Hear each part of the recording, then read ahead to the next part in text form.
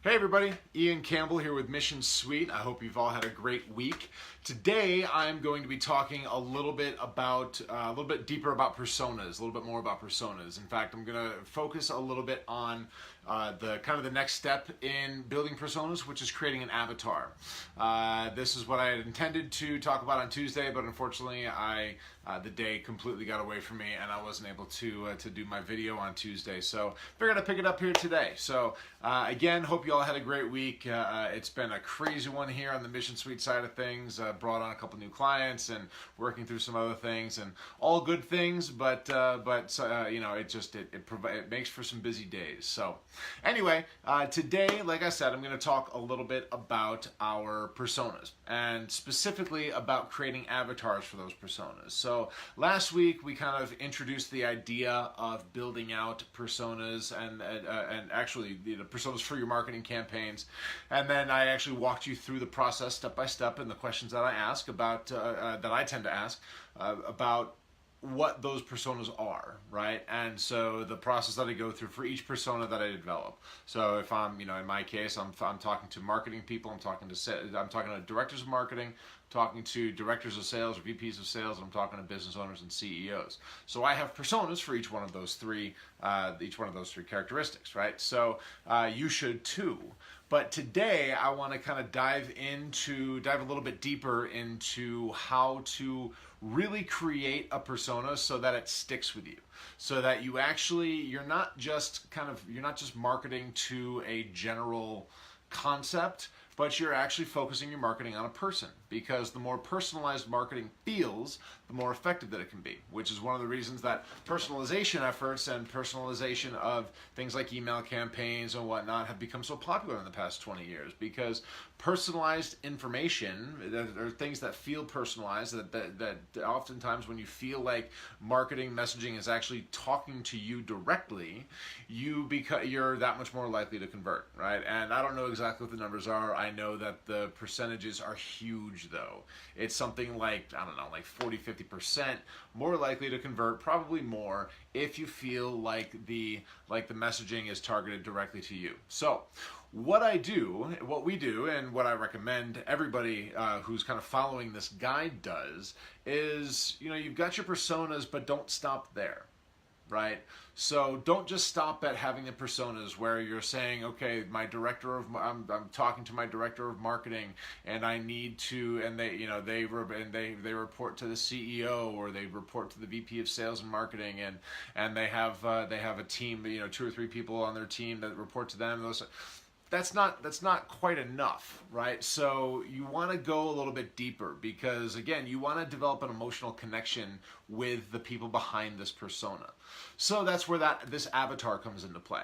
And this avatar, what that is basically, it's a character that you create, right? So for example, one of my personas is a marketing manager. So marketing manager, they report to a business owner. They work for a small business. They report to the business owner, and they've got 5 salespeople that they need to make sure are have all the marketing, or are getting their leads accurately and appropriately. That the messaging and the blogs and the emails and everything like that are going out to their leads and going out to nurture those folks on a regular basis. And so this particular persona is wearing a lot of hats. And so instead of just kind of saying, okay, this is what I know, I named a guy, right? I said, this is Jack, right? And Jack sits around at his house, and after work, he goes and hangs out with his buddies, and maybe he stops by a local bar, and he sits down and has a conversation with one of his friends, and he says, hey Jack, how was work today?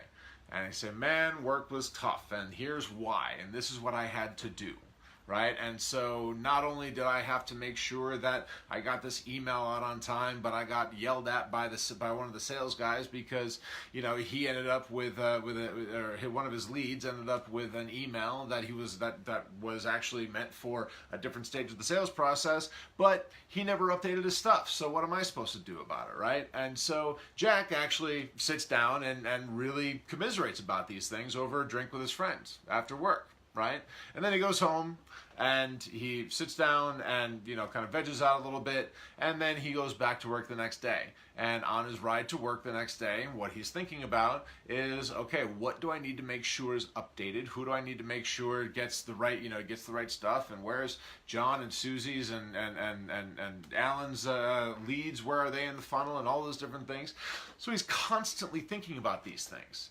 And then he's got to go and he's got to sit down with his boss, and he's concerned about the meeting with his boss because he doesn't know exactly how well the email campaign that he sent last week performed, because he kind of mixed up a couple lists, and you know, maybe so there's a little bit of confusion there because, you know, things aren't segmented well enough, and you know, he's going through all these things on a regular basis, and he's kind of dreading work because every time he goes in, there's something else that he's got to do.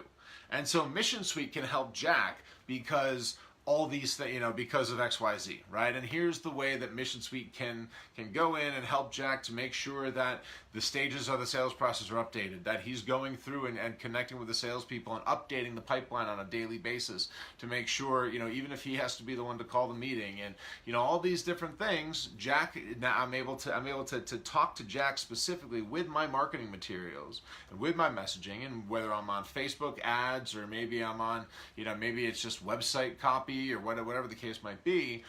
Everything that I do is with this specific role anyway, this specific marketing manager role, is done with Jack in mind, because now it's not just a random profile. It's one person that I'm talking to. And if you've done anything with marketing, anything with messaging before, it's so much more effective and so much easier, for that matter, to build out marketing messaging when you're imagining yourself talking to one person.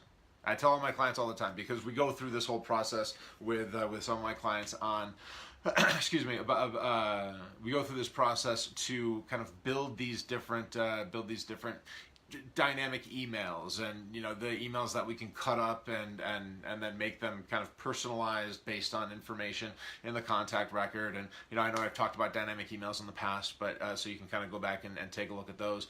But we go through a process with clients that have us do those for them. And you know, and they ask me, I get this question all the time. So I want to build a dynamic email. I want one email that I can send to 30 different people and have it feel personalized for them. But how do I do it? Because I can't write for 30 people. I'm like, well, no, you can't. But you can write to me, right? Imagine that I'm one of your prospects. Imagine that I'm one of your clients. Imagine whatever the case might be, right? Write to one person. Just write to me, dear Ian, right? Just, that's it. And then we can go back and we can start cutting it up to make sure that it applies to multiple people, and you know, we can figure out where the merge fields need to be and things like that. So, but it's, every time, it's always going to be easier to write to one person than if you're going to try to write to 20, 30, 40, 1,000. 30,000, whatever the case might be.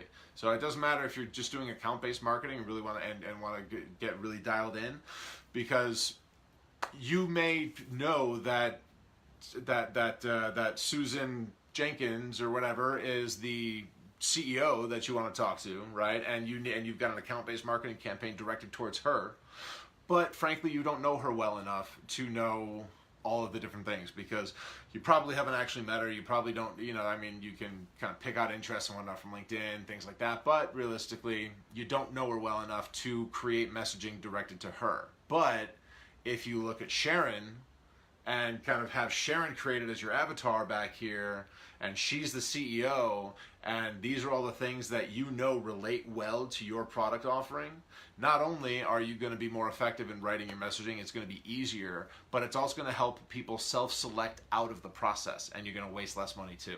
So just a fringe benefit, which again is always a good thing. So anyway, that's kind of what I wanted to talk about as far as building out avatars are concerned. That's going to wrap up my persona conversation. I think that if you want more, if you want to talk more about it, I definitely want to hear your thoughts in the comments. So jump on in and let me know what you're thinking, and let me know what else I should be talking about. You know, this is still up for you. So let me know what you want me to be talking about, and we'll make some good things happen. So with that, I'm going going to say goodnight, and I'm going to say you have a great evening, have a great weekend, and I will see you on Tuesday. Cheers.